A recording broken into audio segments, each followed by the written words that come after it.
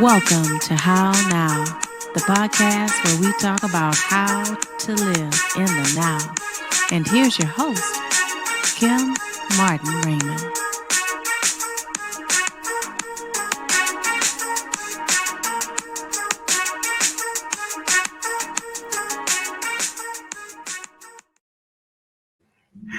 Peace and blessings, love and light. And welcome to this edition of the How Now podcast, where we talk about how to live in the now. I am your host, Kim Martin Raymond.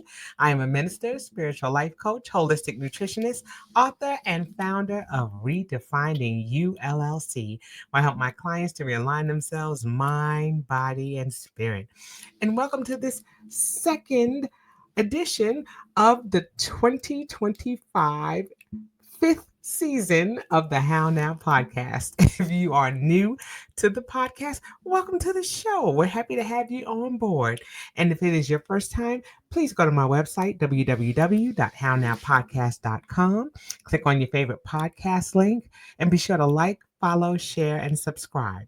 You can scroll to the bottom of my page and click on the banner for this week's show, and it'll take you to the How Now YouTube channel where you can check out my playlists like Tuesday, or Redefining Authenticity with my co-host, Sharonda Barksdale, and all the other things that are going on in my now, like this 365-day challenge that we started at the beginning of this year. So again, click on www.hownowpodcast.com so that you always know what's going on, and make sure that you smash that notification button so you always know what's happening in the now. Okay, so let's get into tonight's show. We're going to be talking about the 365-day challenge. We talked a little bit about that last week. It was something that just started. And now we're going to talk a little bit about habits and forming habits, because one thing that we're doing during this 365-day challenge is we're challenging ourselves to make small changes mentally, physically, and spiritually so that we can develop the best versions of ourselves. And last year we talked about toolboxes. We talked about things that we can put in our toolboxes so that when we are faced with any type of adversity, we are able to respond and not react to the things that are going on in our lives. And so last year was about building those toolboxes, about making sure that we had things ready for when situations came up. Okay. And now in this year, it's all about execution. It's all about saying, okay, what are some things that we can do that are going to push the needle a little bit more towards us being the best versions of ourselves. And so that's what we're going to be focusing on this year. And each day I've been hopping on social media and just sharing a little bit about what's going on during my day and giving a few tips along the way to talk about things that we can do to create those better habits that are going to be things that should come naturally, like brushing our teeth and taking a shower and all those other types of things. We started talking about what are some of those things that we can identify as things that we want to just, again, move the needle a little more on. Okay. And the things that I talked about last week and during day one of the 365-day challenge is I talked about, increasing my meditation time by 5 minutes. I also talked about adding a little bit more water back into my diet. I used to drink a gallon of water every day. And then towards the end of the year, I had a lot of travel that came up, and it was difficult for me to drink as much water because I didn't have access to a restroom, and I'm old. Okay. So, me running down the hallway, is not something that's going to happen too often. And, it's too many photo finishes happening. So I needed to make sure that I decreased my water so that way I wouldn't wind up needing a mop. Okay, I know what I mean. Anyway, that was the second thing that I wanted to do. And the third thing that I wanted to do is I wanted to do a 31-day wisdom challenge. And that was something, again, that I had to change. I had to make a little adjustment because the program, although it's a wonderful program, it was something that I saw advertised on social media. It was something that I wanted to dive a little deeper into. It was diving into the book of Proverbs. And that was something that was going to, enhance me mentally and spiritually. and it was just a long program, and I wasn't able to factor in the timing so that way I can focus on it the way that I wanted to. And so I decided to change to a devotional by Dr. David Jeremiah, and I've been doing that every day, and that's been something that's wonderful. We talked about the fact that sometimes we may have to make pivots or adjustments even in the small things that we're doing, because the goal is to create habits that are going to be things that are going to enhance our existence, and that's going to protect our peace. Okay, and what happens is sometimes we uh you know have grandiose ideas, or we have ideas of things that we think are going to be beneficial, and we want they wind up being a detriment. And we never want that to be the case. We never want it to be that we're creating a habit that's going to harm us. Okay. When we talk about self care, when we talk about doing things, and we talk about self love, it never is something that is going to hurt us. It's always going to be something that's going to elevate us, that's going to inspire us, something that is going to be, something that we can manage and do daily. It's never going to be something that's going to be so difficult. And there's a difference between something being difficult and uncomfortable, as opposed to something that hurts or harms us. It should not be something that's consistent when we're talking about, um, you know, any of about the adjustment itself. We want to make sure that it's something that we can do consistently over time, and where it becomes second nature. And so that is something that I want to make sure that we focused on as we're going through this 365-day challenge.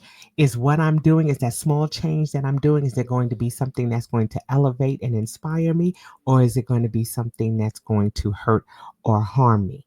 Okay, we never wanted to go to that place. And if it does, we need to make adjustments. If it's something that's going to be too difficult to do and something that's not going to be sustainable, then we need to go back and revisit what it is that we're looking to do and see what tweaks need to be made. Okay, so that's something that we learned in this very first week of the 365-day challenge, that we may have to make some changes, and I am proof of that change that had to be made. It was just something that I was not going to be able to sustain, even though it was only for 31 days. It was going to dig into my work schedule, and I just needed to do something that was going to be a little bit more sustainable. And so that's the thing. We have to be honest with ourselves, and we have to say, okay, this is something that I can do, or this is something that, upon further investigation, is something that I cannot do. The one thing that's beautiful is that we have the right to change our mind. Okay. There are going to be things that we say, okay, we're going to do that. And then we feel obligated. But if it's going to be to our detriment, or it's not going to have a positive effect on us, then sometimes we have to rethink.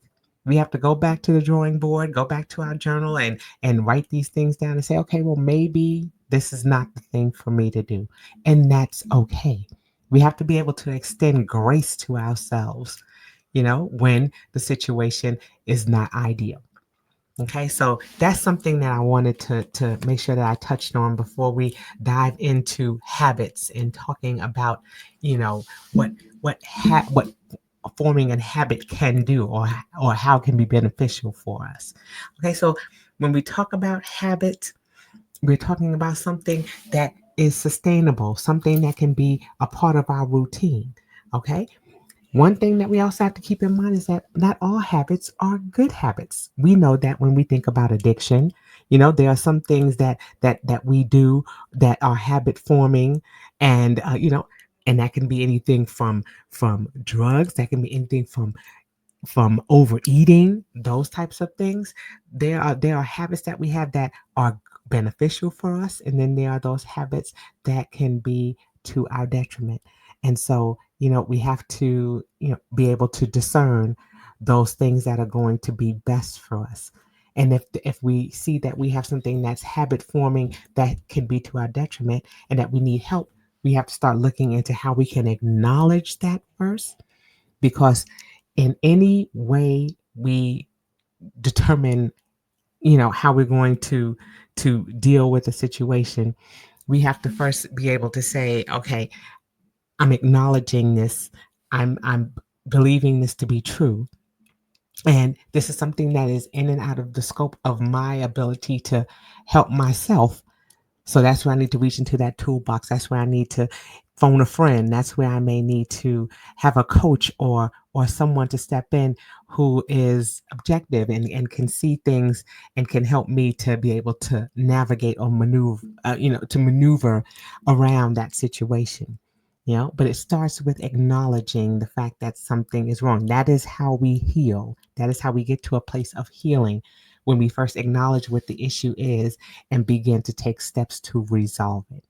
Okay, so when we're talking about these habits, we're talking about positive habits. Of course, we're talking about those things that we want to do to uh, you know create that better version of ourselves. And so one of the things that we can do when we talk about forming new habits is habit stacking. Okay, and that's where we take an existing habit and we add to it.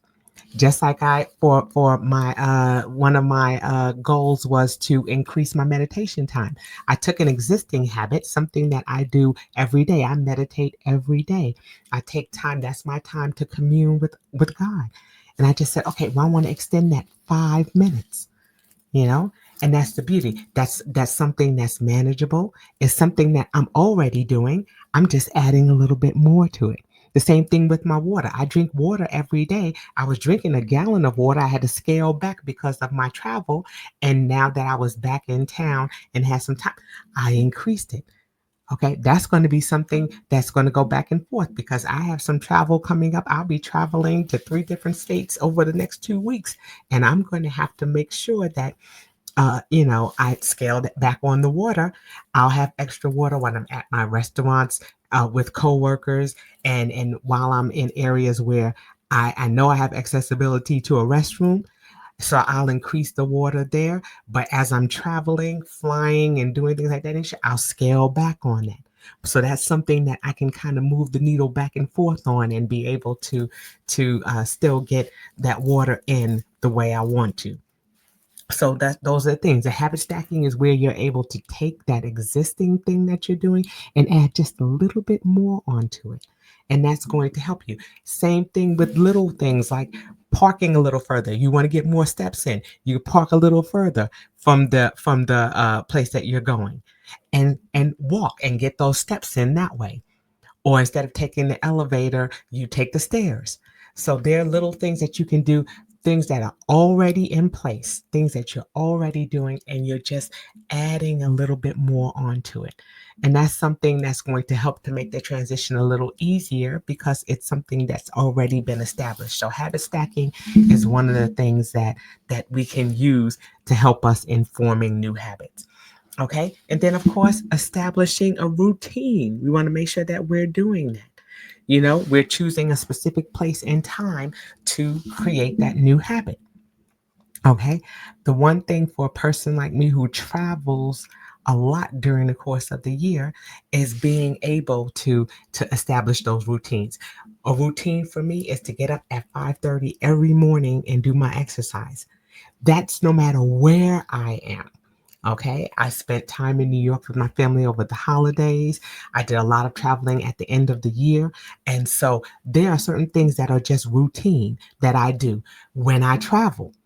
Okay. I make sure that I bring, it's about preparation too. I make sure that I have the things that I need so that way I can continue my routines. So there are things that I do. There are things that I do in the evening, things that I do in the morning, and even when I travel, I try to make sure that I have those things with me so that way I don't feel like I'm at a disadvantage.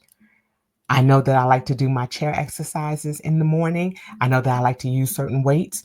I may not be inclined to get up and put on a face to go down to the gym in the hotel. So I like to do my exercise in my room. So in preparation for that, I bring my weights with me. I bring my smaller weights. I don't bring my heaviest weights, of course, but I make room in my suitcase for my weights, For my resistance bands, I bring those things with me because I know that I'm going to use those. Okay. I also do a lot of chair exercises and I have a book of chair exercises. So just in case technology fails, I have what I need. So I'm prepared. I'm making sure that I have those things. So I have those things in place so that I can continue with my daily routines no matter where I am. It's a habit for me to do those things. And now I've made sure that I've put in place those tools that I need to make sure that I can carry those habits out or carry those routines out.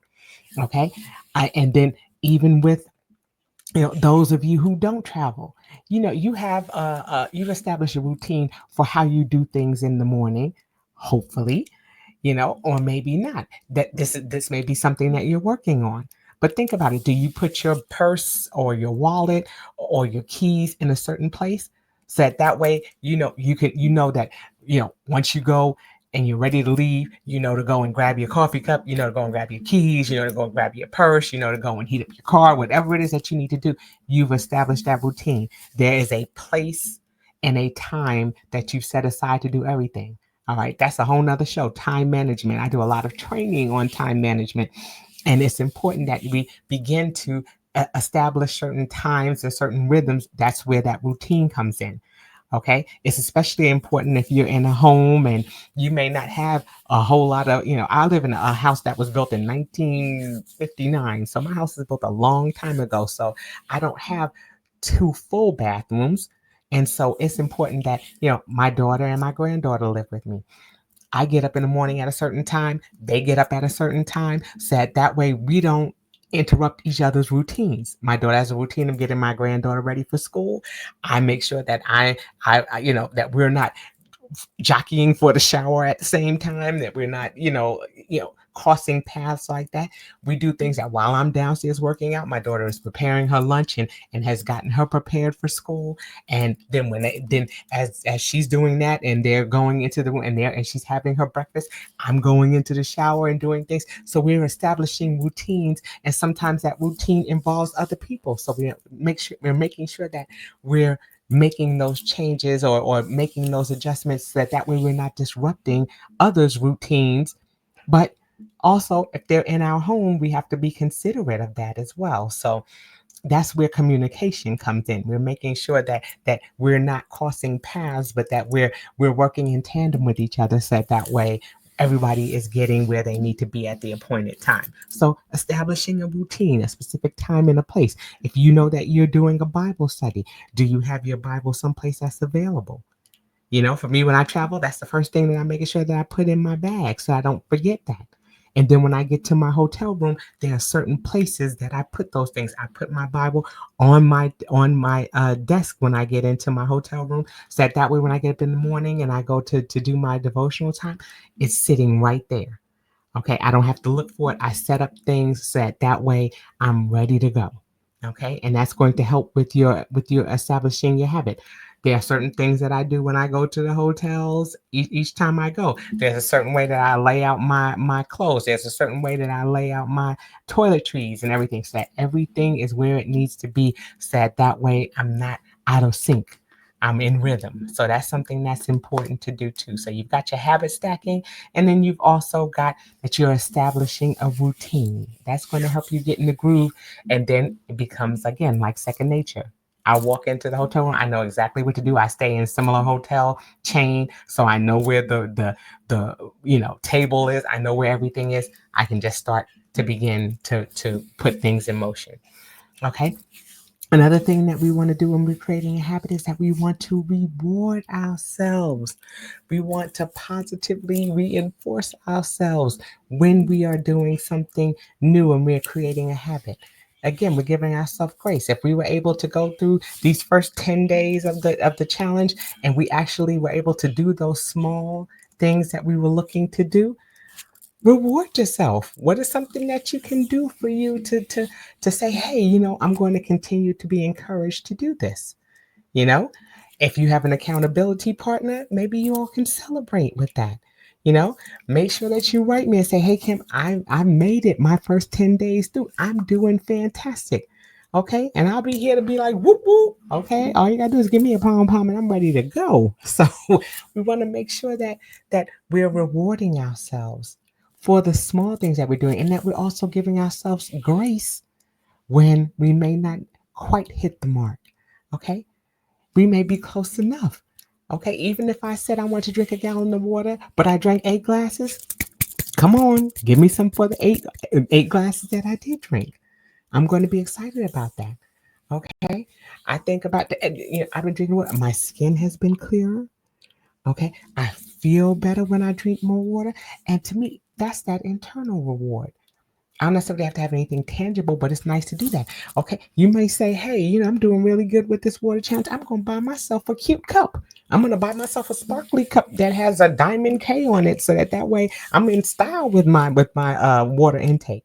What's something that you can do to reward yourself for the little changes that you're making? Okay, and then we want to also make sure that we're visualizing that new habit. It's something that we're seeing. It's something that we sat down and we thought about. And what is it that you want the end result to be? Okay. If it's a Bible study, you hope that the end result will be that you'll have a better relationship with Christ because because you're understanding his word. You're taking that deeper dive into his word. Okay. I know that if I exercise and I do it consistently and it becomes routine and habit for me, that there are going to be certain benefits to that. I'm going to start seeing the tone in my arms, in my back, in my abdomen. I'm going to start seeing the fruits of my labor. And that's the thing, you begin to see the fruit. Okay, so you want to make sure that you're visualizing it, visualizing what is it that you want to see at the end. What is it that you hope to accomplish and having this be a habit? A healthy lifestyle, eating better becomes a way of life. Okay. And you can see that if I do this, I know that it's going to help me, it's going to help to extend my quality of life. What is it that it's doing? What is it that visualizing that new habit for you? What is that going to do for you? And how is it going to manifest itself in your life? That's something that you want to consider as well. Okay. And then last but not least, you want to make sure that you have a supportive environment. I did a show last Sunday with my co-host Sharonda Barksdale on our Redefining Authenticity podcast, and we were talking about toxic relationships, and we were talking about the importance of having a good support team too. Assessing, what's going on around you and who is around you and who is there to cheer you on as you're making these small changes that are going to become habit forming, especially if they're going to affect the person that's with you. It may affect you and your significant other. Sometimes, like I said, because I travel for work, I travel with a coworker. Because we've been traveling together for years, it has gotten to the point when first when I started traveling with that person, I was not on a wellness journey. So we would go out and we just eat whatever. Okay. But then as I started my wellness journey and I articulated to her and to him, because I travel with two different people at two different times, I made it clear to him that this is something that I'm seeking to do, and I'm going to need your support in that. And so now when we travel, if we're going to a restaurant, they turn around and they say, hey, Kim, I've checked the menu. They have I know you love salmon. They've got your salmon, they've got your salads, they've got the things that you like to eat, but they've got things that they like to eat as well, And so that assists me and that's helped me and they've supported me in my journey and have seen the results. And it has even inspired them to eat differently. Doesn't mean that that's always going to happen. If they want the cake, let them eat cake. They do what they want to do, but they support me and I support them. And it's a collective effort. And so that makes it so much easier when you have someone who is there to support you and not someone who is there to gaslight you, someone there who's to make you feel guilty or anything like that. Those are the kinds of relationships that you want to check in on and tap into and say, okay, is this going to benefit me? Because a lot of times when we're making changes, there are going to be those who are going to be quick to, to thwart your efforts. They're going to be quick to say, oh, well, why are you doing that? Or, oh, I didn't notice that you're doing this. Or, oh, I don't see any changes or anything like that. They're going to remind you of what you used to do. And so it's important to make sure that those people that are around you are are there to uplift you and to encourage you. And if they're not, then those are those relationships that you have to start investigating and seeing if there's a way to remove yourself from that space. It's already difficult enough to make changes, and some of us are very comfortable in the things that we do and the way that we live. And so all it takes is just somebody else to agree with you that, yeah, you don't need to do that. And then, you fall off the wagon. So we want to make sure that we're around people who are going to support us, who are going to uplift us, and who are going to encourage us towards our goal. Okay, that's important. You know, Same thing, like I said, at work, same thing at home. You want to make sure that your significant other is there. They understand what it is that you're trying to do. Communicate. That's the important thing. Communication is key. If, they always say closed mouths don't get fed. So, what are you doing to articulate those things that you want to do? Now, you can articulate those things to certain people because, yes, there are those out who are going to be out there who are going to, you think they're praying for you and they're praying against what it is that you're doing. So you want to be careful that you're sharing that information with people who are going to, be there to support you. A strong support system is helpful. That's a wonderful tool to have in all of your toolboxes. Somebody who is going to encourage you, somebody who may need to be an accountability partner for you, someone who may just need to be there to say, good job, or just say, keep going, or just to say, did you do what you said you were going to do today? You want to have people around you who are going to do that because, no man is an island. Sometimes we're going to need that support, especially when we get to that points of weakness. Okay, I have a dear friend, and shout out to my girl Monica. I call her recap because she's going to say, "Well, remember you said you were going to do that, and remember you said you wanted to do that, and remember you were going to." She reminds me of everything that I ever said I was going to do in front of her. And she is my accountability partner. Okay. I told her after these holidays, I came back. She says, I know you're not going to have no sugar. I know you're going on your sugar fast again. And she says, and I know you're going to do well because you've done it before. And I'm grateful to her for that. It's wonderful to have people like that in your corner. And it's not everybody's role. But when you have people like that who are there to support you, it's wonderful. But then it's also, like I said, a matter of creating that supportive environment. And that starts with you being able to articulate those things that you need and the support that you need.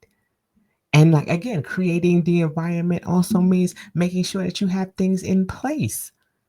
So that way when you're at that point of weakness or distress, what is it? What is your go-to? What is that thing that you reach back in your toolbox for? Okay. It may be a scripture verse. I can do all things through Christ who strengthens me. That may be what you need at that moment. Okay. You may have to turn around and say, okay, I need to go for a walk, or, and maybe you have a treadmill. Get on that treadmill. Maybe there's somebody who you can get on the phone who's going to talk to you for at least 30 minutes. Say, well, hey, maybe I'll go ahead and call that person. So that way I'm distracted. I'm talking to that person and I know that I'm walking, and next thing you know, 30 minutes is going to go by and I'm not even going to have realized that it went by because I was so busy talking and chatting it up with my friend that I didn't realize it. It can be little things like that are helpful. So it's a matter of positioning ourselves, putting ourselves in the right environment, because what happens is we become a product of the environments that we're in. We all know that from childhood. When we're children, we begin to take on the personalities and the habits of the people that are around us, of things that are familiar to us. And so when we do that, we're putting ourselves in a position of growth, or it can be a position where it's wearing us down, where it's putting us in the opposite direction. We want to be able to be uplifted. So we want to make sure that we're in an environment that's going to be conducive. Okay. Another thing that I talked about a little bit earlier this week is about, decluttering. Sometimes it's just a matter of decluttering the environment that we're in. Because sometimes when we declutter the area that we're in, it brings clarity, not just to the space, but to our mind as well. You know? So as we're going into another week, or as we're going into the weekend, and then slowly moving into, the new week, think about what are those things? What are some of those things that may have been a barrier? Okay. Take time to self-assess now and say, okay, what are some things that have been a detriment to me being able to do what I wanted to do this week? And then start to course correct. Start saying, okay, I noticed that this happened this week. Okay, what's something I can do to change things? Or what is something, what's a little tweak that I can make? What's something I can do to fine tune this?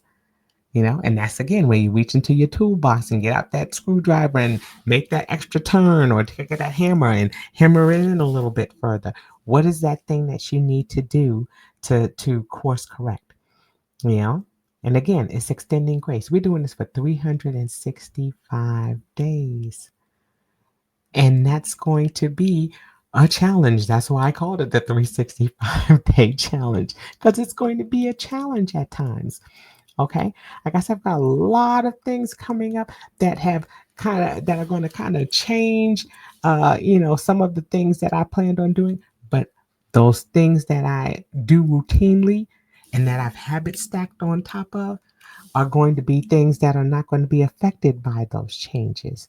And that's the thing too. It should not so greatly affect your normal ability to do things that you need to do.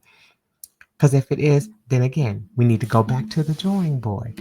And that's what we're going to do. You have the right to change your mind. You have the right to change your mind about things that you set to do. Okay. But again, visualize where you want to be at the end. And is that something that's going to be sustainable? And if it is, start taking those tiny steps. And eventually you will experience that ease in doing what it is that you're setting out to do. And those habits will form, and it will be something that's going to elevate, empower, and uplift you. Okay. So this was just, like I said, a small conversation about habits and some of the things that we can do, and some of the things that we can add to our toolbox as we're going through this challenge. And I hope that you will all, reach out. Make sure you have an accountability partner, or reach out to me and let me know what things you've decided to do. What are the small changes that you've decided to do? And how are you doing this 365-day challenge? Are you doing a little something mentally, spiritually, and physically every day? Or have you divided the year into quadrants? Okay, where you're going to do something spiritually for the first 4 months of the year, mentally for the next 4 months, and then physically for the final 4 months. How is it that you're setting up your goals? Okay, you have choices, and that's the beauty in this. You have the choice to decide which way is going to work best for you. Okay, but we're going to take it one day at a time, and we're going to hold each other accountable, and we're going to make wellness a habit. Okay, so again, if this is your first time listening to the show, please go to my website, www.hownowpodcast.com.